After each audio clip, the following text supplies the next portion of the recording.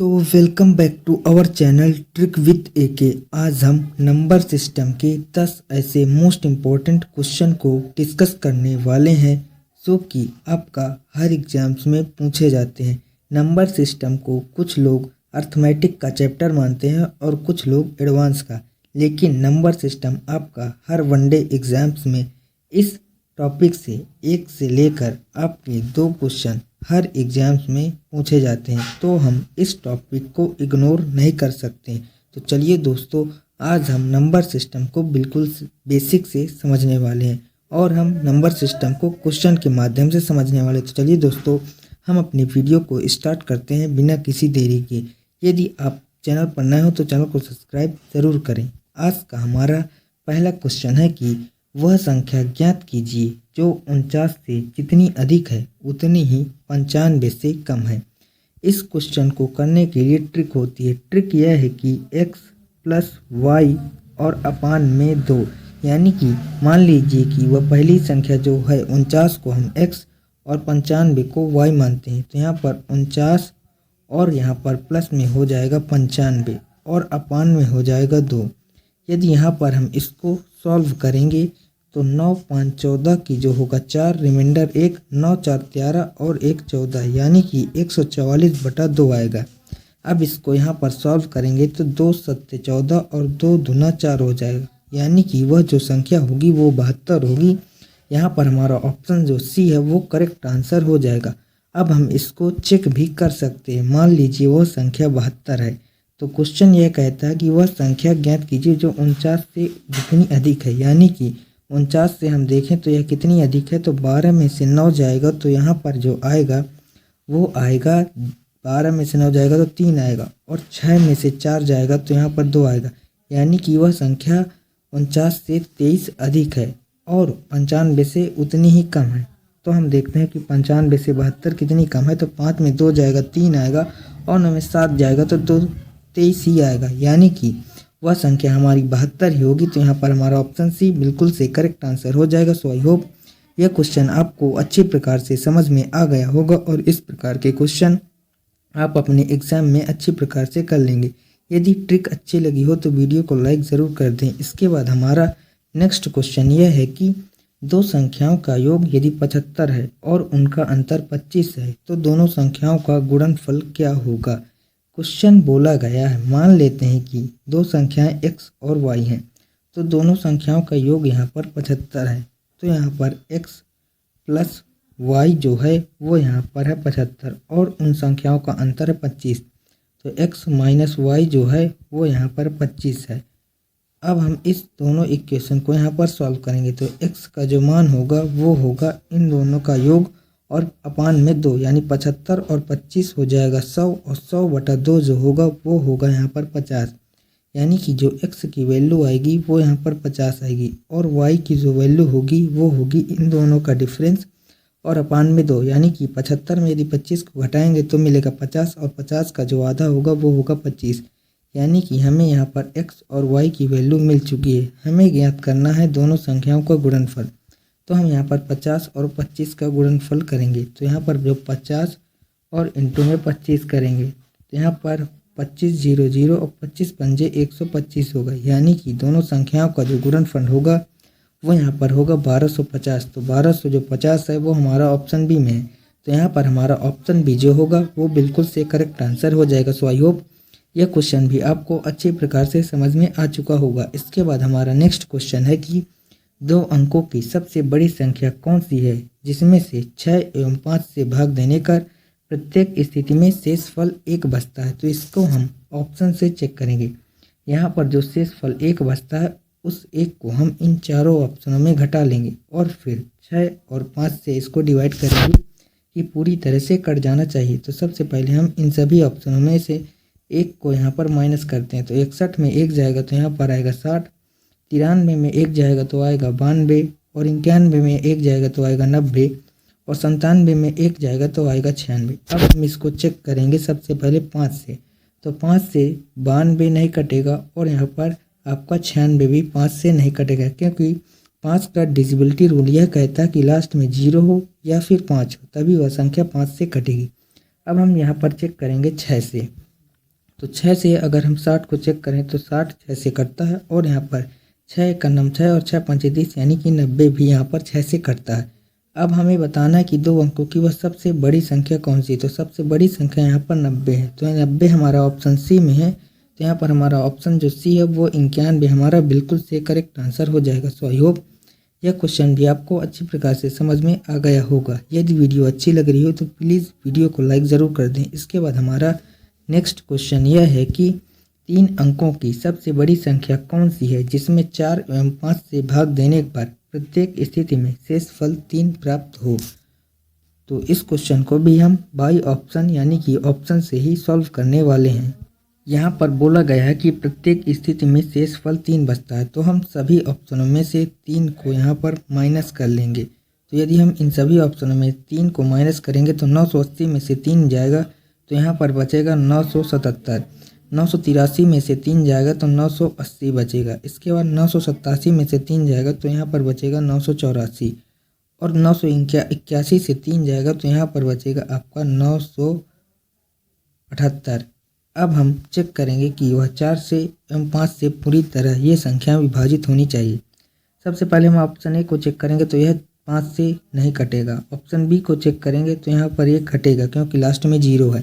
इसके बाद हम ऑप्शन सी को चेक करेंगे तो यह भी 5 से नहीं कटेगा और ऑप्शन डी भी 5 से नहीं कटेगा। तो यहाँ पर हमारा जो ऑप्शन बी है वो करेक्ट आंसर हो जाएगा। सो आई होप यह क्वेश्चन भी आपको अच्छी प्रकार से समझ में आ गया होगा। इसके बाद हमारा नेक्स्ट क्वेश्चन यह है कि एक भिन्न के अंश तथा हर दोनों में 2 जोड़ने पर वह संख्या 9/11 बन जाती है। यदि अंश तथा हर दोनों में 3 जोड़ दिए जाएं तो वह 5/6 बन जाती है। तो भिन्न क्या है, इसको भी हम ऑप्शन से ही सॉल्व करने वाले हैं। पहले हम सबसे पहले ऑप्शन ए को सॉल्व करेंगे। ऑप्शन ए में है 7/9।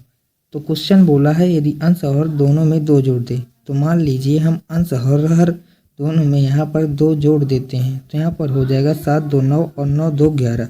तो वह 9 2 11 हो जाती है। तो यहाँ पर जो पहली कंडीशन है वो सेटिस्फाई हो रही है। इसके बाद हम यहाँ पर दूसरी कंडीशन को चेक करेंगे। दूसरी कंडीशन यह है कि यदि अंश तथा हर दोनों में 3 जोड़ दिए जाएं तो हम यहाँ पर अंश में यानी कि जो 7/9 है तो अंश तथा हर दोनों में हम यहाँ पर 3 जोड़ेंगे तो 7 3 यहाँ पर हो जाएगा 10 और 9 3 यहाँ पर हो जाएगा 12। यदि हम यहाँ पर इसको डिवाइड करेंगे तो 2 पंचे 10 होगा और 2 छंग 12 यानी कि 5/6 हो जाता है और वह 5/6 बन जाती है। तो यहाँ पर जो हमारा ऑप्शन ए है वो करेक्ट आंसर हो जाएगा क्योंकि दोनों कंडीशन जो है वो सेटिस्फाई कर रही हैं। सो आई होप यह क्वेश्चन भी आपको अच्छी प्रकार से समझ में आ गया होगा। इसके बाद हमारा नेक्स्ट क्वेश्चन यह है कि निम्नलिखित में से कौन सी संख्या 11 से विभाज्य है। तो 11 से विभाजकता का नियम यह है कि अल्टरनेट जो संख्याएं हैं उनका योग यदि 11 का मल्टीपल हो या फिर उसका योग 0 हो तो वह संख्या 11 से विभाज्य होगी। तो सबसे पहले हम यहाँ पर ऑप्शन ए को चेक करेंगे। ऑप्शन ए में है यहाँ पर 52 14 और 341। अब हम इसको यहाँ पर चेक करेंगे कि यह संख्या 11 से विभाज्य है कि नहीं। तो 5 1 6 और 6 3 9 और 9 1 10 यहाँ पर आ गया 10। इसके बाद हम यहाँ पर चेक करेंगे 2 और 4 2 6 और 6 4 10 यहाँ पर भी 10 आ गया यानी कि जो दोनों का माइनस है वो यहाँ पर कट गया यानी कि यहाँ पर हमारा ऑप्शन ए जो है वो करेक्ट आंसर हो जाएगा। यह संख्या जो होगी वो 11 से पूरी तरह से विभाज्य होगी। सो आई होप यह क्वेश्चन भी आपको अच्छे प्रकार से समझ में आ गया होगा। इसके बाद हमारा नेक्स्ट क्वेश्चन यह है कि वह छोटी से छोटी संख्या कौन सी है जिसे इस संख्या में जोड़ने पर प्राप्त संख्या जो हो वह 11 से पूरी तरह से विभाज्य हो। इस क्वेश्चन को सॉल्व करने के लिए भी हम इसको ट्रिक से सॉल्व करेंगे। तो ट्रिक यह है कि सबसे पहले हम इस पूरी संख्या को लिखेंगे। तो संख्या जो है वो है यहाँ पर 94, फिर है 54, फिर है 35 और फिर है 16 और फिर है 26। अब इसमें हम 2 2 का पेयर बनाएंगे। तो 2 2 का पेयर यहाँ पर इस तरह ये बनेगा और फिर 54 का, फिर 35 का, फिर 16 का और फिर 26 का। अब हम इन पेयरों को 11 से डिवाइड करें तो 11 8 88 होता है और यहाँ पर शेषफल जो बचेगा वो 6 बचेगा। अब 54 को 11 से डिवाइड करेंगे तो 11 चौके 44 होगा और यहाँ पर रिमाइंडर 10 बचेगा। उसके बाद 35 को डिवाइड करेंगे तो 11 3 33 होगा, रिमाइंडर 2 बचेगा। 16 को डिवाइड करेंगे तो 11 कम 11 होगा, रिमाइंडर 5 बचेगा। और 26 को डिवाइड करेंगे तो 11 दूना 22 होगा और रिमाइंडर 4 बचेगा। अब हम इन रिमाइंडर को जोड़ेंगे और उसको 11 से डिवाइड करेंगे। तो 10, 6, 16, 4, 20 और यहाँ पर 27 होगा। और 27 की डिवाइड हम 11 से करेंगे तो 11 दूना 22 होगा और रिमाइंडर यहाँ पर 5 बचेगा।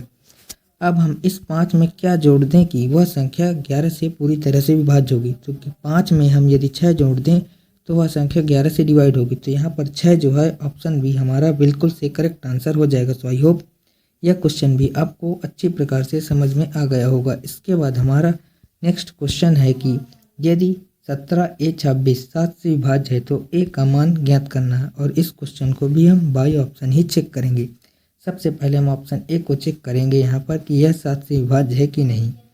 तो यहाँ पर 17 है, फिर ए की जगह हम 6 लिखेंगे और यहाँ पर 26 है। अब इसको हम डिवाइड करेंगे 7 से कि यह 7 से पूरी तरह से कटेगी कि नहीं। 7 दूना होता है यहाँ पर 14, बचेगा 3, 36, 7 पना 35, बचेगा 1, 12, 7 एक 7, 5 12 56 और 7 8 56। यानी कि जो ऑप्शन ए में 6 है वह पूरी संख्या को विभाजित करता है 7 से। तो यहाँ पर हमारा ऑप्शन ए जो है वो बिल्कुल से करेक्ट आंसर हो जाएगा। सो आई होप यह क्वेश्चन भी आपको अच्छी प्रकार से समझ में आ गया होगा। इसके बाद हमारा जो नेक्स्ट क्वेश्चन है वो यह है कि यदि संख्या जो है ये है और वह 132 से विभाज्य है तो हमें बताना है कि पी का मान क्या होगा। इस क्वेश्चन को भी हम यहाँ पर ट्रिक के माध्यम से सॉल्व करेंगे। यदि हम यहाँ पर 132 का गुणनखंड देखें तो होता है यहाँ पर 3 इंटू में 4 और इंटू में 11। यानी कि जो यह पूरी संख्या होगी वह 3, 4 और 11 से पूरी तरह से विभाज्य होगी। तो सबसे पहले हम 11 का डिविजिबिलिटी रूल से इसको आसानी से सॉल्व कर लेंगे। तो यहाँ पर जो 11 का डिविजिबिलिटी रूल होता है तो हम उसको यहाँ पर फॉलो करेंगे। तो संख्या कौन सी है, तो संख्या है 63, फिर 36 और फिर 63 और फिर 3 है और पी है।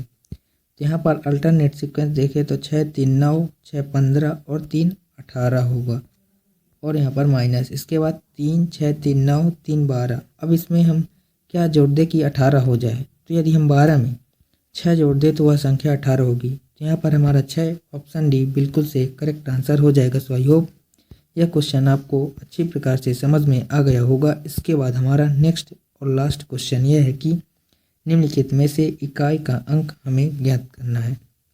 तो इकाई का अंक ज्ञात करने के लिए यहाँ पर पावर है 102। तो इसको हम सबसे पहले 4 से डिवाइड करते हैं। तो 4 दूना 8 और 4 पंचे 20। यानी कि यहाँ पर जो बचेगा वो बचेगा 2 रिमाइंडर। यानी कि इस पूरे का जो स्क्वायर हो जाएगा। यानी कि यहाँ पर जो पावर बचेगी वो बचेगी पावर यहाँ पर 2। इसके बाद हम 103 को भी यहाँ पर 4 से डिवाइड करेंगे। तो 103 को यहाँ पर 4 से डिवाइड करने पर 4 दूना 8 और 4 पंचे 20। यहाँ पर बचेगा 3 रिमाइंडर। यानी कि इसकी जो पावर होगी 3। अब हम यूनिट डिजिट का प्रयोग करके इस क्वेश्चन को यहाँ पर सॉल्व करेंगे। तो यूनिट डिजिट यहाँ पर है 4। 4 का स्क्वायर करोगे तो 4 चौक 16 होता है। तो 16 का यहाँ पर हम लिखेंगे 6। इसके बाद हम लिखेंगे यहाँ पर प्लस और फिर यहाँ पर है यूनिट डिजिट 4 ही है और पावर 3 है। तो 4 का जो क्यूब होता है वो होता है 4 चौक 16 चौको 64। 64 में आएगा 4। यदि हम इसको यहाँ पर जोड़ दें तो 6 4 हो जाएगा 10। यानी कि इसका जो यूनिट डिजिट होगा वो होगा 0। तो 0 जो है हमारा ऑप्शन सी में है। तो यहाँ पर हमारा ऑप्शन सी बिल्कुल से करेक्ट आंसर हो जाएगा। सो ये हमारा आज का लास्ट क्वेश्चन था। वीडियो कैसी लगी ये हमें कमेंट बॉक्स में ज़रूर बताएं। वीडियो अच्छी लगी हो तो प्लीज़ वीडियो को लाइक कर दें। चैनल पर नए हो तो चैनल को सब्सक्राइब कर दें और बेल आइकन ज़रूर प्रेस कर लें। आज के लिए इतना ही, मिलते हैं नेक्स्ट वीडियो में। तब तक के लिए जय हिंद, वंदे मातरम।